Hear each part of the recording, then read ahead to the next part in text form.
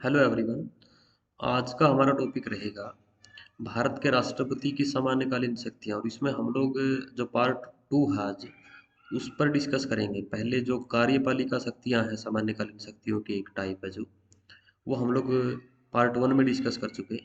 तो आज part two में हम लोग जो वैधानिक शक्तियाँ हैं, विधायी जो शक्तियाँ हैं राष्ट्रपति की सामान्यकालीन शक्तियों में, उसके ऊपर हम लोग डिस्कस करने वाले हैं। ओके। राष्ट्रपति की विधायी शक्तियाँ, जो विधायी शक्तियाँ हैं संसद से संबंधित, विधि से संबंधित, और विधि निर्माण के लिए जो रिस्पॉन्सिबिलिटी भारत के संविधान में डिसाइड करी गई है, या जो संस्था हमने बना रखी है, वो पार्लियामेंट है। तो वैधानिक या विधायी शक्तियाँ वो है जो संसद से संबंधित है राष्ट्रपति की।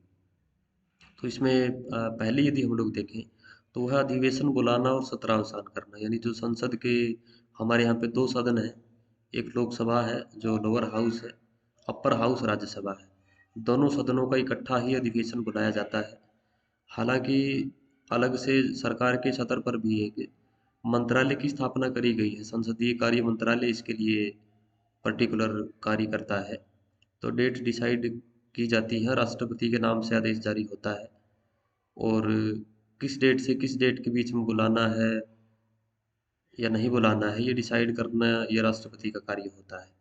तो जब भी बुलाया जाता है तो ये ज़रूर ध्यान में रखा जाता है कि कम से कम साल में 2 बार अवश्य बुलाया जाए, और पहले बुलाए गए अधिवेशन में और आगामी बुलाए जाने वाले अधिवेशन के बीच में 6 महीने से ज़्यादा का जो गैप है, जो अंतराल है, वो नहीं होना चाहिए।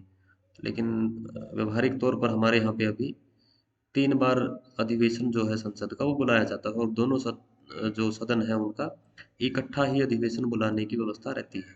ओके।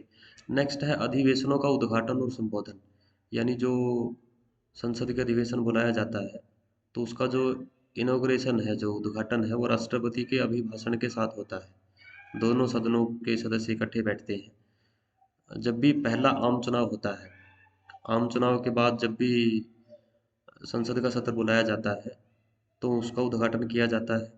इसके अलावा जब भी कोई नया साल आता है, उसके बाद नए साल में पहली बार जब भी अधिवेशन बुलाया जाता है तो उसका जो उद्घाटन है और जो संबोधन है उसमें, वो राष्ट्रपति के द्वारा पूर्ण किया जाता है। ओके। नेक्स्ट है इसमें राज्यसभा में सदस्यों को मनोनीत करना।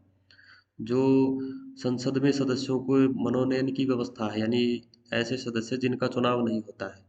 एक होता निर्वाचित होना, एक होता मनोनीत होना। निर्वाचित होने में सदस्यों का चुनाव होता है, चाहे प्रत्यक्ष तौर पे हो या फिर अप्रत्यक्ष रूप से हो। लेकिन मनोनयन में कोई चुनाव नहीं होता है। मनोनीत जो सदस्यों को किया जाता है, नॉमिनेट उनको यदि किया जाता है, तो नॉमिनेशन में कोई इलेक्शन नहीं होता है। पहले 2 सदस्य एंग्लो इंडियन के राष्ट्रपति लोकसभा में भी मनोनीत करता था, लेकिन उसको ख़त्म कर दिया गया है वर्तमान में। जो रिजर्वेशन थी वो, उस रिजर्वेशन को ख़त्म कर दिया गया है। लेकिन वर्तमान में भी राज्यसभा में 12 सदस्य, वो ऐसे 12 सदस्य हो सकते हैं, वो कोई साहित्य के क्षेत्र से हो सकते हैं, वो कोई कला के क्षेत्र से हो सकते हैं, सिनेमा के क्षेत्र से हो सकते हैं, वो खेल के क्षेत्र से हो सकते हैं, वो कोई समाज सेवा के क्षेत्र से हो सकते हैं, राजनीतिक भी कोई क्षेत्र हो सकता है उनका, साइंस एंड टेक्नोलॉजी के क्षेत्र से हो सकते हैं। तो ऐसे जो भी जो सदस्य होंगे, कोई विद्वान व्यक्ति होंगे, तो उनको डायरेक्ट जो वो बिना इलेक्शन के राज्यसभा का सदस्य मनोनीत किया जा सकता है। तो 12 ऐसे सदस्यों की जो नियुक्ति है वो राष्ट्रपति करता है। ठीक है। नेक्स्ट है संयुक्त अधिवेशन बुलाना। यदि 2 सदन हैं संसद के हमारे, एक लोकसभा है, दूसरा राज्यसभा है, यदि इन दोनों सदनों में किसी बिल को लेकर के, और साधारण बिल को लेकर के यदि कोई टकराव की स्थिति होती है, या फिर एक जो सदन है वो 6 महीने से ज़्यादा तक उसके ऊपर कोई उसको प्रोसेस में नहीं लाता है, पास नहीं करता है, तो संयुक्त अधिवेशन बुलाने की व्यवस्था होती है। दोनों सदनों का इकट्ठा अधिवेशन बुलाया जाता है। इस अधिवेशन को बुलाता है राष्ट्रपति, और इसकी जो अध्यक्षता है वो लोकसभा का स्पीकर करता है। और इसमें यह भी देखा गया है कि इसमें जो बिल पास होने की जो प्रणाली है, जो प्रक्रिया है, उसमें जीत भी लोकसभा की होती है, क्योंकि उसके जो सदस्यों की संख्या है वो राज्यसभा से ज़्यादा होती है। 3 बार अब तक इस तरह का जो अधिवेशन है वो बुलाया गया है। तो संयुक्त अधिवेशन भी राष्ट्रपति के नाम से बुलाया जाता है। नेक्स्ट पावर इसमें है संसद के नाम संदेश भेजना। भारत के राष्ट्रपति को यदि ऐसा लगे कि कोई किसी विषय से संबंधित कोई चर्चा चल रही है संसद में, कानून निर्माण किसी विषय के ऊपर हो रहा है, और उसको खुद को भी यदि ऐसा लगता है कि उस विषय में उसके कोई सजेशन है, या फिर उसको उसका कोई ऐसा लगता है कि ये चीज़ें उसमें शामिल की जानी चाहिए या नहीं की जानी चाहिए, उसका कोई मत है, उसका कोई राय है उसकी, तो वो संसद के नाम अपना जो एक मैसेज है स्पेशल वो भेज सकता है। में भी हो सकता है कि संसद उसकी बात के ऊपर गौर कर ले, क्योंकि राष्ट्रपति की तरफ से वो जारी किया जाता है। लेकिन संसद उस राय को, उस मत को मानने के लिए संवैधानिक तौर पर बाध्य नहीं होती है। नेक्स्ट है अध्यादेश जारी करने की शक्ति। अध्यादेश जारी करने की शक्ति का मतलब ये है कि वैसे तो कानून निर्माण करने की जो पावर है भारत में, वो पार्लियामेंट के पास है। लेकिन जिस टाइम पे पार्लियामेंट के जो सेशन है वो नहीं चल रहे होते हैं, कोई इस तरह का समय जब होता है, जब गैप आता है कि जब अधिवेशन नहीं चल रहे होते हैं दोनों संसद के, तो उसमें यदि सरकार को ऐसा लगता है कि कोई किसी विषय के ऊपर कानून बनाया जाना बड़ा ज़रूरी है, तो वो राष्ट्रपति से अध्यादेश पास करवा सकती है।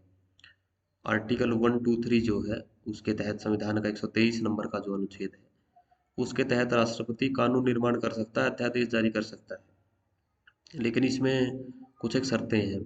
इसमें ये भी है कि जो भी वो अध्यादेश होगा, जब भी संसद का सत्र शुरू होगा, उसके 6 वीक के अंदर उसको पास करवाना जरूरी होगा। यदि वो पास नहीं हो पाता है तो ऑटोमेटिकली वो रिजेक्ट हो जाएगा, वो रद्द हो जाएगा, वो उसका जो समय है वो समाप्त हो जाएगा। राष्ट्रपति खुद जब चाहे उसको वापस ले सकता है। तो इस तरह के बहुत सारे जो अध्यादेश हैं वो सरकारें जारी करवाती रहती हैं। कई बार पॉलिटिकली भी एक सरकारों की आलोचना करी जाती है इस बात के ऊपर कि आप ज़्यादा जो वो अध्यादेश जारी करवा रहे हो, क्योंकि आप पार्लियामेंट का सामना नहीं करना चाहते हो इस सिचुएशन में।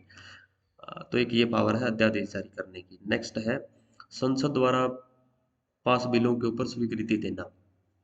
बिल जो होता है वो कानून से पहले का प्रारूप होता है।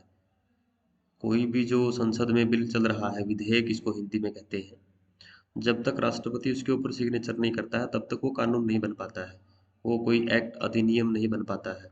तो भी जो दोनों सदनों के द्वारा पास किए गए जो बिल होते हैं, उसके ऊपर राष्ट्रपति संसद उसके ऊपर राष्ट्रपति जो है वो अपनी स्वीकृति देता है।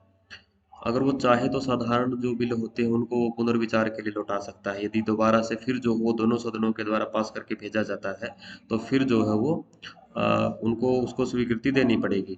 इसके अलावा वो वीटो पावर का प्रयोग भी यहाँ पर कर सकता है। हालांकि सीमित वीटो पावर का ही प्रयोग भारत में किया जा सकता है, पूर्ण वीटो का जो प्रयोग वो भारत में नहीं होता है। तो पॉकेट वीटो का प्रयोग जैसे ज्ञानी जैल सिंह ने भी किया था, तो वीटो पावर का वो प्रयोग भी यहाँ पे कर सकता है। जो संविधान संशोधन विधेयक है, और इसके अलावा जो अ, धन विधेयक है, इन दोनों के ऊपर वो पुनर्विचार वाली शक्ति का या इनको स्वीकृति देने से मना राष्ट्रपति नहीं कर सकता है। Okay, thank you.